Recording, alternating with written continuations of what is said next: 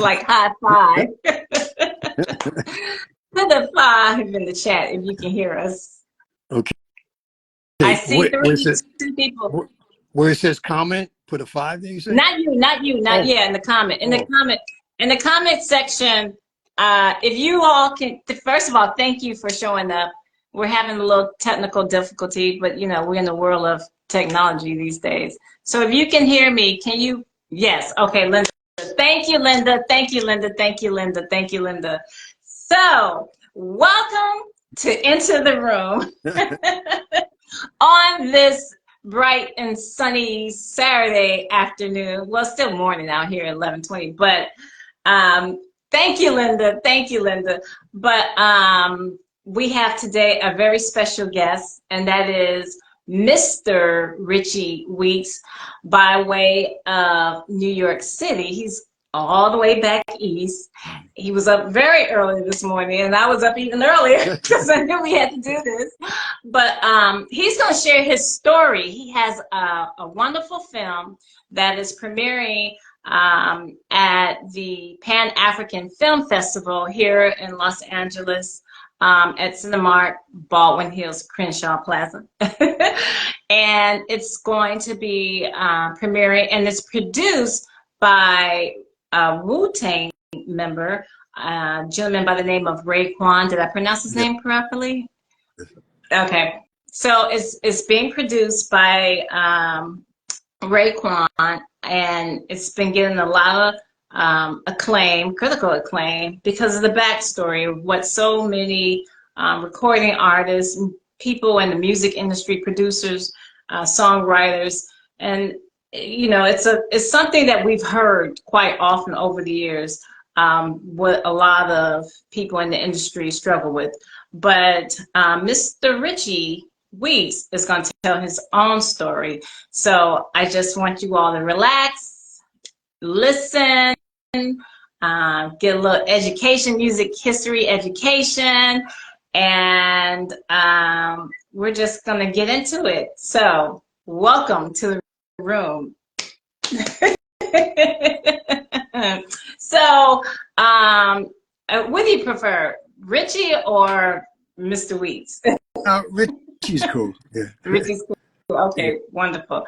So when I was watching the documentary, first of all, congratulations on a very successful story that was produced. I think Raekwon did an excellent job. I was moved. I was touched by it.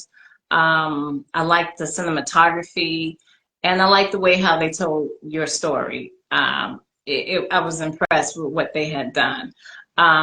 Two is, we're going to go back, and that is when did you start singing? Did you grow up in the church? Because, you know, particularly a lot of African Americans, you know, we grew up in church, or that's generally where most of our music training tends to come from, between church and home.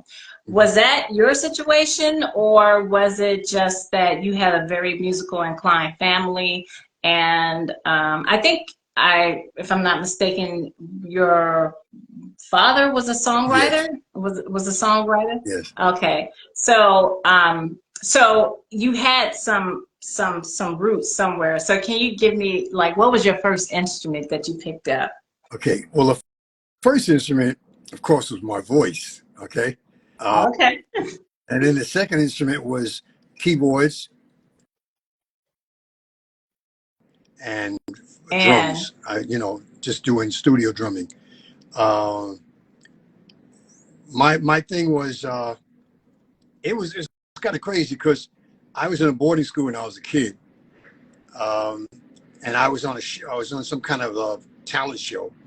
I couldn't have been no more than about 7 years old, and they had told me, said, just sing, you know, just sing. The name of the song is called "In My Kitty Car." And I'm like, okay. So they said sing. So, you know, they called me out on the stage, and I'm scared, like, oh my God, 7 years old, all these grown people around. So finally I got up there, and the music started playing. I said, I started singing, and they didn't even let me finish. they were screaming like, "Oh, he's talented." I'm like, okay, okay. So that's the first time I knew that I had something. Um, and then after that, you know, as I grew older, my father took me into a studio, and that's when he had produced a song called um, "Oh Christ," what was the name of the song? He did a song with a group called, oh man, um, I'm a little nervous, so Oh, let me see if don't I can. be. Don't be. Because I'm trying to recollect what was going on. Uh-huh. Oh man, I just got a mental You know, block just that you quick. know, Richie, if you don't mind, I just want to check with our viewing audience because someone was saying that they can't see you. Can you see him now? Can you see Richie now? Is anybody else having the problem trying to see Richie?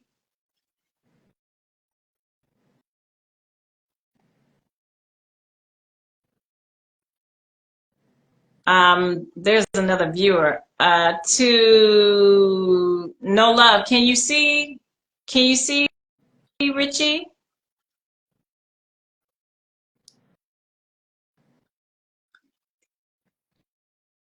Well, they can hear you. With the I know video, that. Because they don't have you're video. not on the phone, are you? I'm on You're not on the phone, right? I'm on the phone. Yeah, No, you're on the phone with me, I know, but right, you right, hung up the phone when we were talking, right. right? Okay, she can see you. She can see you. Okay. Okay, Oh, can you see him, Linda?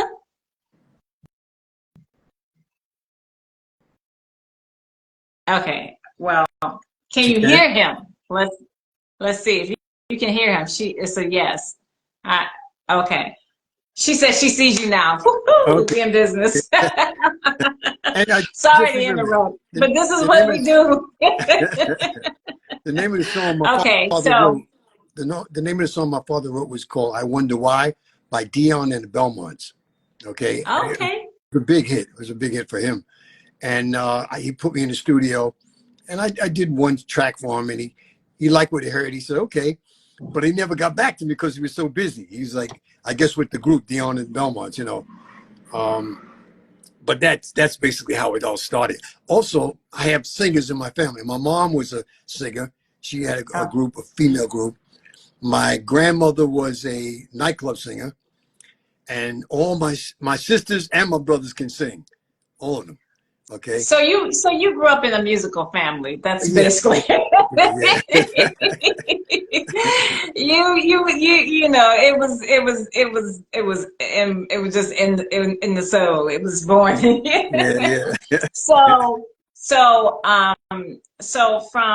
so from growing up in a musical family, when was the first time you ever wrote a song? Well, and do you remember what was your first song that you had wrote? Okay. I had written a song much later. I was with a group called the Fascinators. Timothy Lyman. No, no, I'm sorry. The Fascinators was I did a show with Timmy Lyman, which was Frankie Lyman's little brother. I was on stage at the Apollo Theater, and I was on the actual Easter show, and it was fantastic. And then later on, when I went entered college, I met a couple of people in there, and we started hanging out, singing and carrying on. And they wanted some songs, so I wrote 3 songs for them. One of the songs was um, oh God, let's see, what was the name of the song I did with them? I don't know, just mental You block just here. wrote, yeah. I No wrote worries. I It's been wrote a three while. songs for them. I wrote 3 songs for them, It's been and a while. the lawyer liked it. He said, "Yo, this is good stuff." So they published it. They tried to get a deal with it, and I don't know what happened, but something.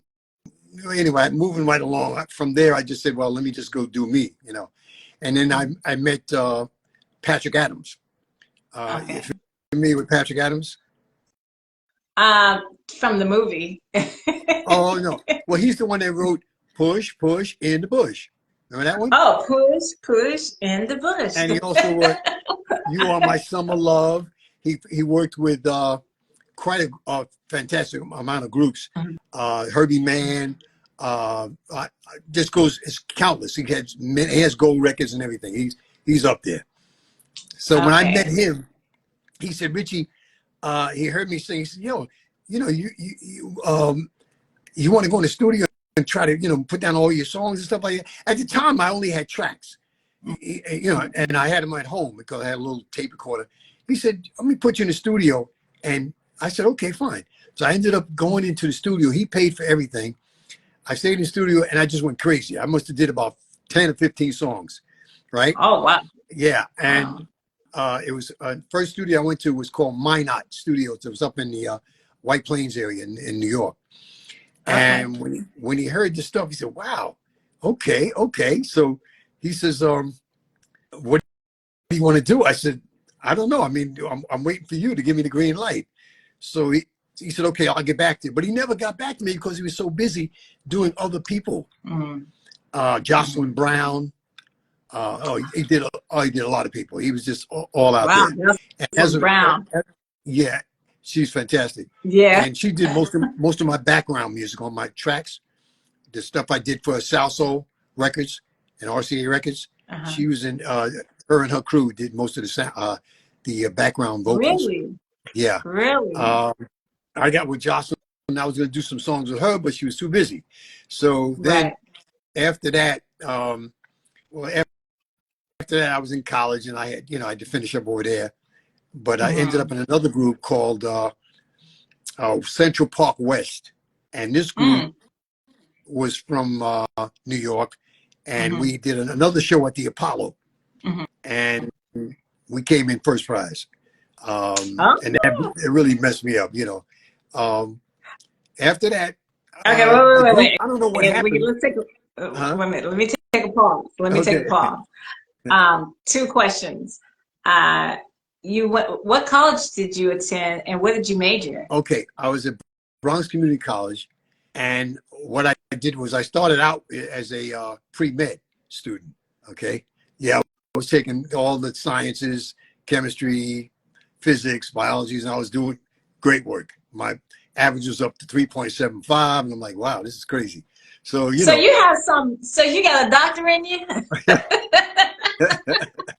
I've had a lot of experience on the work end of my thing, because at the same time I was in the post office, I was doing college and singing. Okay, so yeah, it was crazy. I didn't mean to get you off track. Oh, my other question was, you said that things got crazy. It got real crazy for you when you was talking about the music. I want to know, why did it get crazy? Oh, okay. Which I'm trying to figure what part was I talking about when it got real crazy. I think because you were in school, you were singing, and you were singing, you were in school. I guess you were just doing your thing at that particular time. So yeah. For some reason, somebody from another dimension must have came in and said, "Yo, you're a songwriter singer, so just focus on that." So I stayed in the post office. I went through that, and at the same time, I was doing my music, different groups on the side and stuff like that. And I started getting, really good at it. So I said, wow, this is a keeper. Then I met some people that wanted to do another song called Rock Your World, but they didn't know the name of it. What happened was they had told me and another fellow songwriter, his name was Jorge. He said, they said, go in and write some lyrics and do some music for this new song. So I got with Jorge and we did the music. Then he said, oh, we need words. So I went on and I did my research. I said, I asked my daughter, I said, Trini, what are they saying now today? What's the big word that they're using out there, that people say? She said, well, she thought about it for a minute. She said, oh, I got something. She said, I'll rock your world. When she said that, I said, whoa, say that again. She said, I'll rock your world. I said, okay, I think I can use that. So with that title and the music that we had gotten together, I married those two together. And I came up with lyrics. The lyrics were just flowing. And as a result, we went into the studio and I did 2 or 3 takes. and boom, they loved it.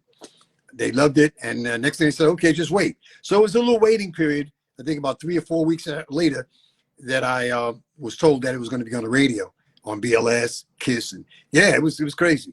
And when it got on there, I just said, oh wow, you know, I everybody in the post office sort of like that knew about it. And then next after that, the shows started coming in.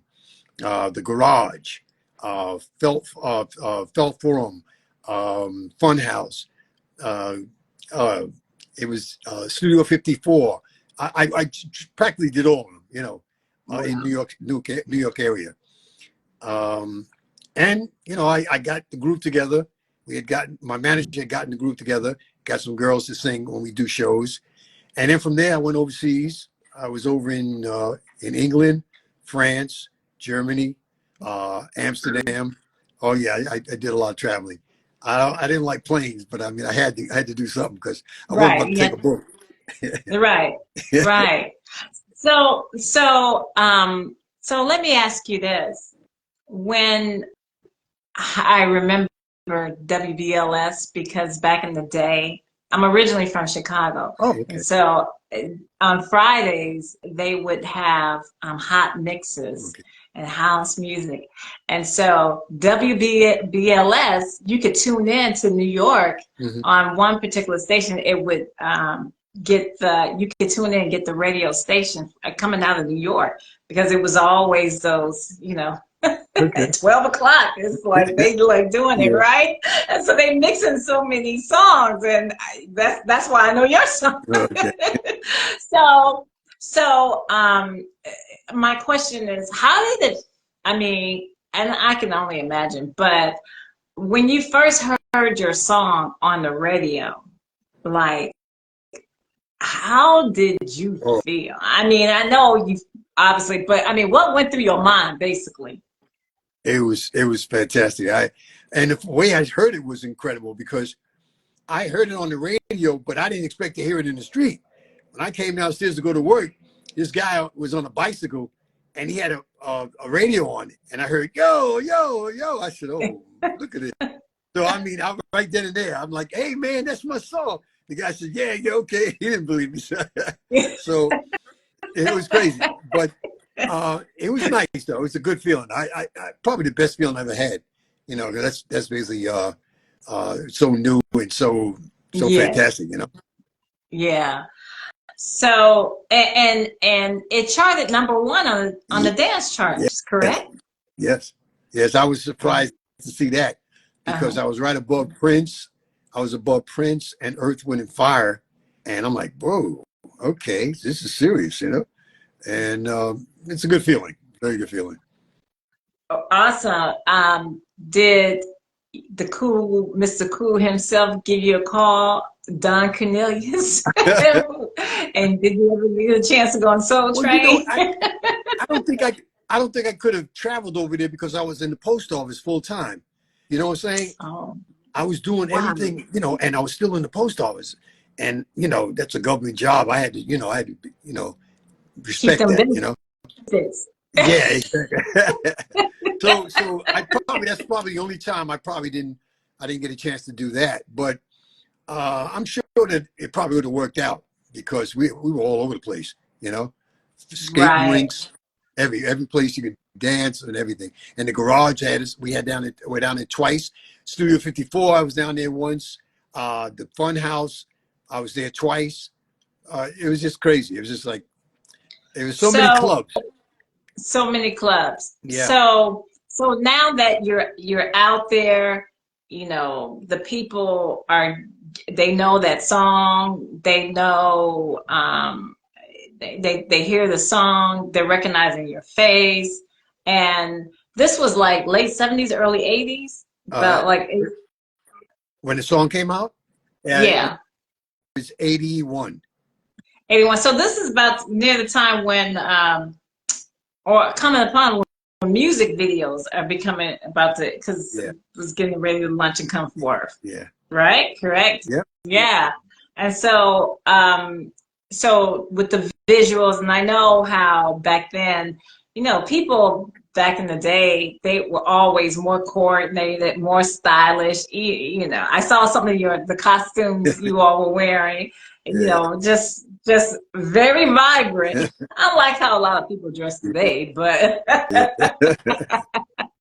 but definitely a signature style. Definitely a signature style. And so so now you're getting popular. Now people are beginning to hear your song. What transpired like after that? After Rock Your World. Yeah, what after Rock Your World, because you was traveling. That one song took you overseas, huh? Yeah, yeah. It took me way over. I was like, wow. Well, not only that one, the jamming stuff took me out there too. The Mhm. stuff I did on Salso Records.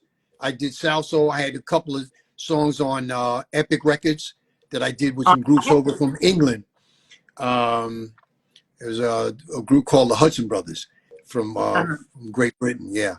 Um, I was quite busy. I was doing a lot of You stuff. was right. You was because you have you're a musician and you're a producer as Right. well. So you was where you was writing songs for other people, Yes. huh? Yes. Yes. I did Wow. stuff with Vaughn Mason, the one that made Rock Bounce Roll Skate. Uh, Oh, yeah, we were very close. That was my boy. skate, Um, skate, skate, God rest. skate, Yeah, God rest roll. his soul, because he had died during the pandemic. Yeah, uh, Oh, wow. that Sorry to really hear that. that wiped me out. I'm like, wow. Um, Yeah.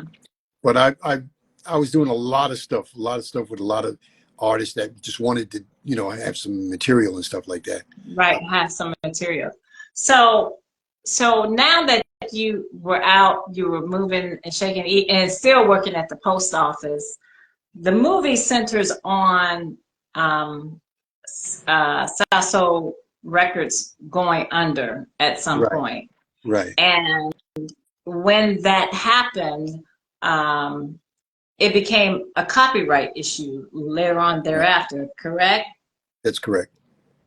Correct. So can you elaborate, Okay, what happened? okay. I was given a contract by Salso, and being green, I didn't know what was going on. I looked at it, and it had money on it, so I said, "Wow, this is nice." And it had a chance to put stuff on RCA Records.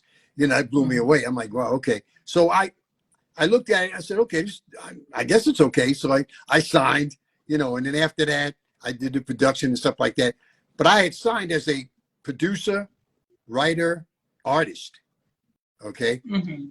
and musician, and that the Mhm. contract was all about that. But I never got any further than that. I never, as far as being an artist, that's the only thing that I really had ended up doing, um, according to their records.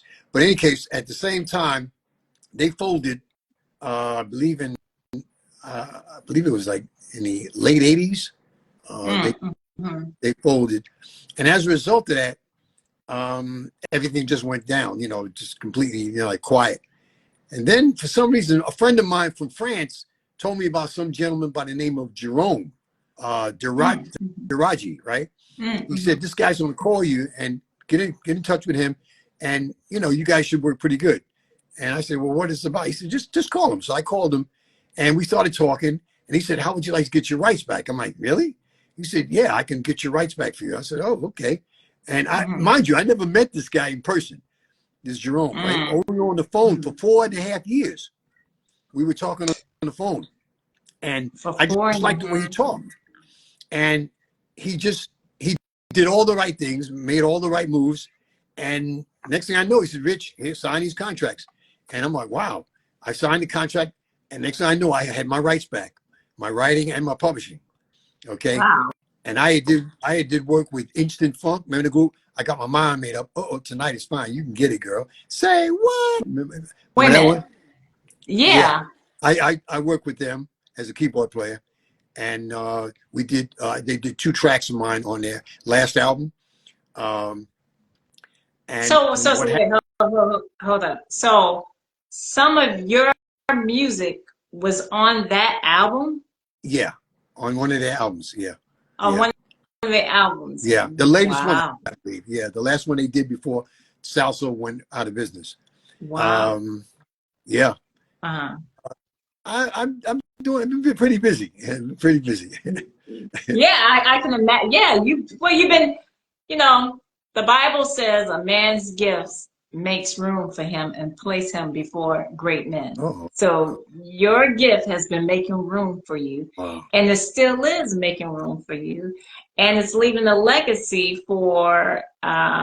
You have a daughter. I don't know if she has children or not, but still, you're leaving a legacy Yeah, basically. yeah, So that's a good yeah. thing. That's a I have good a thing. son, I have a grandson and granddaughter, and they found out about it. They're like, wow, So it was good about that. They felt that Uh-huh. I was up there and I was doing something. My Right. granddaughter, she's into music, so we'll see what happens with that. you know. So okay. So now so this gentleman Jerome um was able to secure back your copyright. So you hold your copyrights and your publishing is all yours. You have Right it back. on So that on you the can do South. okay. So congratulations, because I know that can be a feat. I used to work in law firms, and I've worked with entertainment attorneys, so I kind of got an idea how some of that stuff goes. And I've had some friends who had some similar type of situations that happened to them. So that's good that you were able to secure your copyrights and publishing. From this point on, what have you been doing since? And well, we know you got a movie out now that's out there about you. That's Yeah. big. You did an interview with New York Times, Yes. correct? Yes. Oh, okay, back in 2022. Oh, okay. 23. Yeah. 20, oh, Yeah. okay, wonderful. Yeah. So how was that having the New York Times want to tell your Oh, story? that was nice too. I was like, wow, this is not happening. I don't know what's going on. You know, I couldn't believe it. I was like a second or third win. Uh-huh. I saw it. I couldn't believe it. I showed it to the rest of my family and all the people I knew and stuff like that. Wow, Richie, oh man, you're getting your flowers, blah blah blah. And I'm like, okay, Yeah, a good feeling, good feeling. good Um, feeling. yeah, yeah, Yes. very, very good. Um, So are wow. you yeah. So do you so you have music now. Oh, I got Did I tons read tons of tons of stuff. tracks? I've Was got, it like 300 tracks or something like that? huh? What did Did you I say? read what did I see something that said 300 300. tracks or something? Well, those are just the tracks that Jerome has. I've got like another 200 or close to 200 tracks on SoundCloud.com under Riche Weeks and QMax Music. Oh, okay. Yeah. So you have now Jerome, he's what is he? He's your manager or He has his own label. It's called oh, okay. Infill Records and Past Due Records. He has two records, I think, two different labels, and he's putting stuff out on stuff that I did with Patrick, some tracks I did with Patrick back in the '70s, and these were the 300 tracks that they were talking about. So this Oh, is not yeah, even that's okay. this is not even including the salsa stuff. It's just aside from that. Wow. Yeah, Okay, that's why that's so you that's why I mentioned to you that somebody from another dimension came in and said you're gonna do this. They put the thing right, on me and I just couldn't stop. right. They said you're gonna do this music. I heard that. So so so okay, so now that you have these tracks that are beginning to be in motion, are there any artists of today that you would like to work with? Oh yeah. Well, first on my list would be Beyonce, but I know that's way up there. Because Yeah, but I could like it doesn't I mean it doesn't mean that it can't happen because her Renaissance album that she did, she pulled some people from the disco era okay okay to she used some hmm she did some stuff, collaborated. Well, Yeah. some of her songs, it was a nod to, I don't want to misspeak, Yeah. but there were, I think, two artists that she gave a nod to and gave credits, Oh, and they were very happy yeah. that were from the house or disco area. So Hmm. yeah, so it's possible that that could happen. Yeah. Well, there's so many great singers out there today. Yeah. Like I said, if I couldn't, get a deal with Beyonce, there's so many others in R&B because I'm into R&B now. I do a lot of R&B music Oh yeah. and still dance music. Uh, so if I get a shot at it, hey, I'll do my best, Yeah, you go for it. 101%. You know? So, can you? Is it possible if you can cue up "Rock Your World"? Oh, oh, Can you play a little? Can you? yeah, I can. Can you play it? I can. Let me Okay. see what I can do. Okay. Okay. And after you play that, I'm gonna ask a question. So, Okay. oh, and to anybody that wants to come in and talk to Richie directly, I'm going to, after we listen to some of his music, if you want to come in, you can ask him a question directly, or I will ask him for you. So, and I see one question. Linda has one question, and the question is, what was one of your challenges being in the music business back in those Uh, days? Do you want to answer it now, or you okay. want to wait till after? Well, I knew for a fact that it was a very challenging situation because everybody was trying to get records out. Everybody was trying to be, like get a record on BLS and Kiss and Hot 97. I was on all three stations, and most of my stuff was not only rock and roll, but it was a lot of other songs I was doing that ended up on those stations as well. Plus, I also was on Billboard magazine. I did a lot. I've had about 4 or 5 hits on that. Yeah, on Really? yes, yes, the Oh, I Jammers stuff. want I've had some nice charts from there. I also did something with I don't know if you remember a guy by the name of Shep Pettibone. He to. was a No, no. mixer, Okay. a master mixer. He did a lot of the dance stuff back then in the '80s, and In the I've done 80s. tracks with him. Yeah, um, so it was challenging. I mean, it wasn't easy. A lot of But I times I'd be up. commend. Hmm? Go Go ahead. ahead. Go ahead. No, a lot of times I'd be up till 4 or 5 o'clock in the morning. I have to go to work at the post office. So it was a challenge. Uh, but I mean, if they want to do something and get something done, the industry has changed, so it should be a little easier now. You've got a lot of online places that you can go to, like Right. Bandcamp, Bandcamp, and Symphonic. These are different websites that put out your music. uh, you know, if just go in and fill out the applications and stuff like that. So, and Right. then after that, you just have to sort of like hope for that you have, the right stuff, you know? The streamings, Yeah. right, too, because now the power to issue your music or distribute your music is more so in the creator's hands now. Okay. However, getting the streams, you need someone to see the monetary effect. Yeah. It takes millions of streams to get $5. I'm I just facetiously I talking, know, but right? you get what I'm saying. No, I That's the understand what only you're thing. That's saying. right. That's the only thing. So look, so I want All you right, to I'm play. I'm gonna do that Okay. right now. Okay. Okay, YouTube. Hold on a second.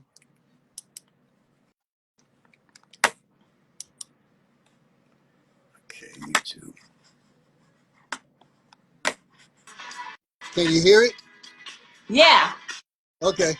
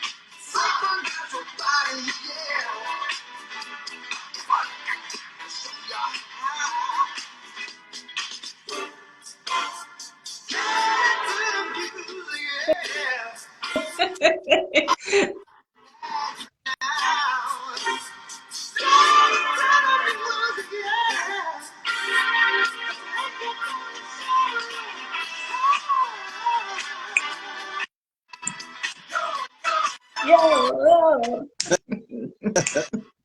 Yo, whoa, whoa.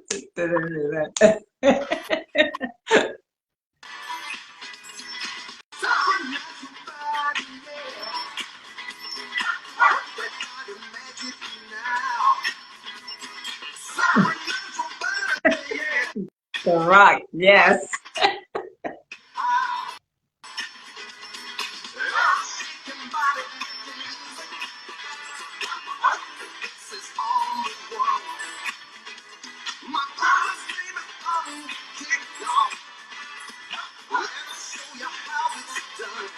Ever said one of his favorite all-time songs. Really? Uh-huh.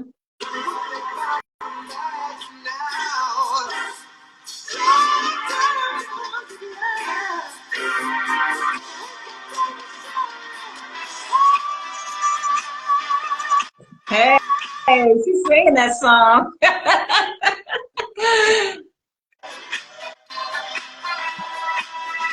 Yeah.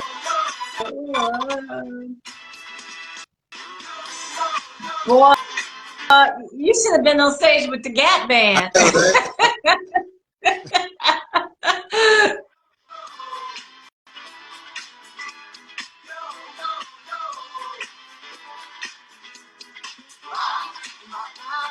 Yeah, right.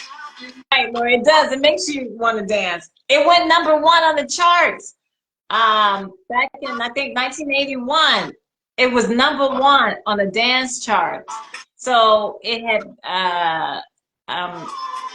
Cool in the Gang was underneath him and Earth, Wind and Fire. So they were like #2 and #3 or number whichever, vice versa.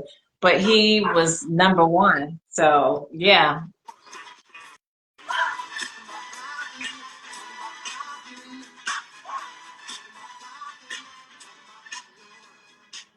Yeah.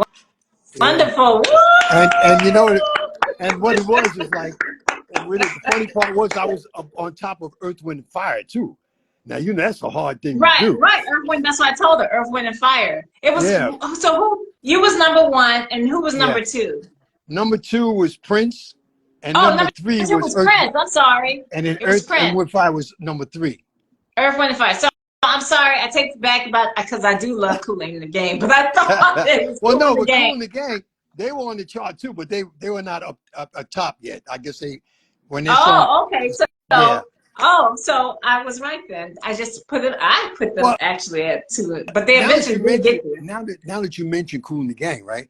They I met them in person. They came to my house when I was living out in Queens. Yes, and what happened was I think it was it might have been Amir, but it might have been Khalees and Something Sweet, the two girls, Hmm. and George, the drummer. They came to the house. They were looking for material. They said, "Rich, we understand you got songs." I said, "Yeah." Um, wow, Cool in the Gang. You know, me and my lady were in the house and like, this is insane. What are you guys doing here, right? Maybe you got the wrong place, right? So anyway, I said, come on in. They sat down. I had my open reel deck and I started playing some of the tracks I was doing. And I said, guys, I'll be right back. You guys want some drink or something like that? So I went out to get some beer or whatever, because I was so elated the fact that I had them in my apartment, Hmm. at the time out in Queens. When I came back, Hmm. they said, Rich, we're getting ready to go. I might have been out there for about maybe 10 or 15 minutes.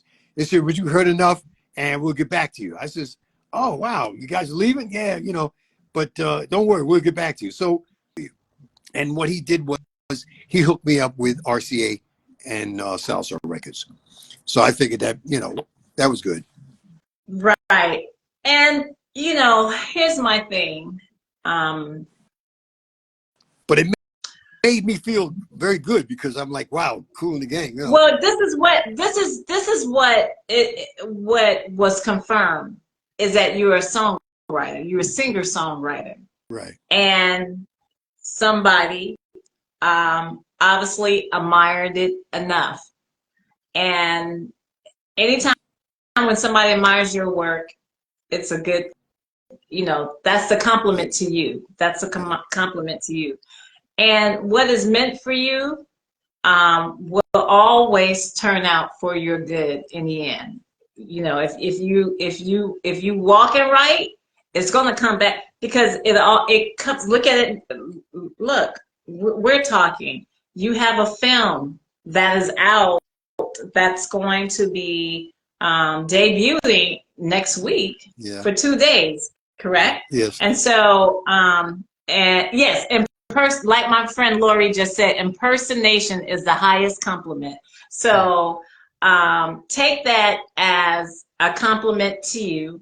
Maybe, just maybe, maybe we can have a Cool in the Game collaboration with you. You just never know. But hey, might as well put it out there. Yeah. Things come back around. You know what? I'm a firm believer. The Most High, God, He doesn't miss anything, and He sees it all, and He has a way of bringing everything at the right time, at the right place. Yeah. As long as you stay on the path of doing what you need to be doing and definitely honoring Him. Oh, He'll take care of you and look out for you. Trust me, He will. I'm sure, yeah. Anybody, He will. So you don't have to worry about it. You don't have to worry about it. When they see you, they be like, what? Yeah, and so, it's all peace and love, He handles it all. So with that being said, because I'm not going to take any more of your time, but I want to get out that your film, it's called Taking Back the Groove. Yeah. Am I right? That's right. Taking Back the Groove. Yes, Taking Back the Groove will be showing at the Pan-African Film Festival next week here at the Cinemark Baldwin Hills Theater at the Crenshaw Plaza. And it's the 16th and 17th, or is it the 15th and 16th? I don't know. All I know is it's in California. There's a few dates in there. Not only a Pan-African thing, there's a couple other ones that are being done. So it's making the rounds of the film festival. Are you going to come out to LA? No, Are you going to be here? I'm so busy. I can't. I just I've got so much stuff to do over here. So in New York, yeah. Okay then. Yeah. Wow. But it was also, well, it was shown in New York though. They showed it in New York. They showed it. Oh, okay. Yeah. So they showed it in New York. Okay. Yeah. Wonderful. Well, I hope, are they looking for, is Raekwon, is he looking for a distribution deal? Well, he probably is. We're supposed to be working together. I was trying to wait until all the winter months just, sort of faded out and got into a little warmer months. And I would get with him because he said he wanted to do something. And I said, hey, no problem, and then there's a lot of other things there's new records that are coming out. So with Jerome, he's got a lot of stuff he's got to put out on my stuff. Okay. Yeah. Well, there's still the 300. There's still the 300 tracks, right? So he's got to try to chop that down. Yeah. Maybe you can get maybe your team can reach out to Ivy Park, Beyonce's. Oh wow. Beyonce's production. That would be great. Yeah. Lori, he wants to work with Beyonce.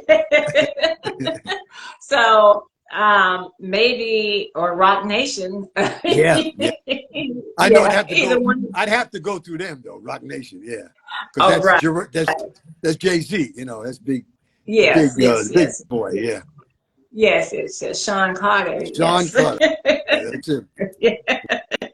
Yeah, that's him. Yes.